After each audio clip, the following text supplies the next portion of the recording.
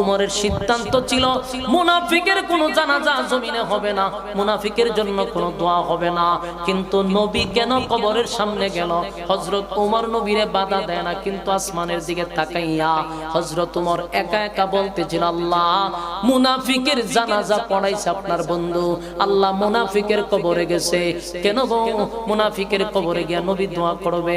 আল্লাহর হাবিব মুনাফিকের কবর দেওয়ার পরে আল্লাহর হাবিব যখন দুইটা হাত উত্তোলন করবে মুনাফিকের জন্য দোয়া করার জন্য, এমনি নবী তাকায়া দেখে নবীর সামনে জিবরাইল দাঁড়ায় আছে। সুবহানাল্লাহ। জিবরাইল ডাক দিয়ে বলে, হাবিব হাত লামান, দোয়া করবেন পড়ে, দোয়া করবেন পড়ে। আগে শুনেন আল্লাহ কি বলছে। ওমরের সিদ্ধান্তটা মালিকের কাছে বড় পছন্দ।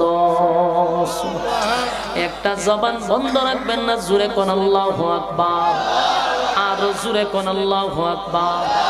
এই ইমানের আওয়াজ দিয়ে বলেন আল্লাহু আকবার। উমরের মেজাজ আল্লাহ পছন্দ করে গো, উমরের মেজাজ আল্লাহ পছন্দ করে, উমরের মেজাজ আল্লাহ পছন্দ করে। আল্লাহ বলেন, বন্ধু আপনার উমরের সিদ্ধান্তটা চূড়ান্ত সিদ্ধান্ত, উমরের মেজাজ আমার কাছে পছন্দ। উমর বলছে মুনাফিকের জানাজা জমিনে হওয়া ঠিক না, আমি আল্লাহ তার সিদ্ধান্তটা নিয়ে নিলাম, আজকের থেকে আর কোনোদিন মুনাফিকের জানাজা জমিনে হবে না। ওয়ালা তুসাল্লি আলা আহাদিম মিনহুম মাতা আবাদান ওয়ালা তাকুম আলা কবরি। আল্লাহ বলেন শুধু জানাজা নয়, আল্লাহ বলেন ওয়ালা তুসাল্লি, আজ থেকে নেক্সট টাইমে পরবর্তীতে কোনোদিন মুনাফিকের জানাজা জমিনে হবে না, এটাই সিদ্ধান্ত। এরপর আল্লাহ বলেন ওয়ালা তুসাল্লি আলা আহাদিম মিনহুম মাতা আবাদান ওয়ালা তাকুম আলা কবরি।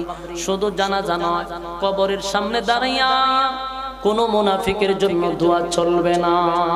সুবহানাল্লাহ। বলুন এটা কার নিয়ত ছিল? সিদ্ধান্তটা কার ছিল? হযরত উমরের সিদ্ধান্ত ছিল জমিনে কোনো মুনাফিকের জানাজা হবে না। আল্লাহ উমরের মেজাজটারে পছন্দ করছে, কিয়ামত পর্যন্ত উমরের সিদ্ধান্তটাই চূড়ান্ত সিদ্ধান্ত। আল্লাহ আয়াত নাজিল করে বলেন ওয়ালা তুসাল্লি আলা আহাদিম মিনহুম মাতা আবাদান ওয়ালা তাকুম আলা কবরি। ও নবীজি, আজ থেকে কিয়ামত পর্যন্ত কোনো মুনাফিকের জানাজা আপনি পড়বেন না, মুনাফিকের জানাজা পড়াইবেন না, মুনাফিকের কবরের সামনে দোয়া করবেন না। বলুন আয়াত নাজিল হয় তার বিশেষ কোনো কারণে, কিন্তু তার হুকুম তাকে কিয়ামত পর্যন্ত। ঠিক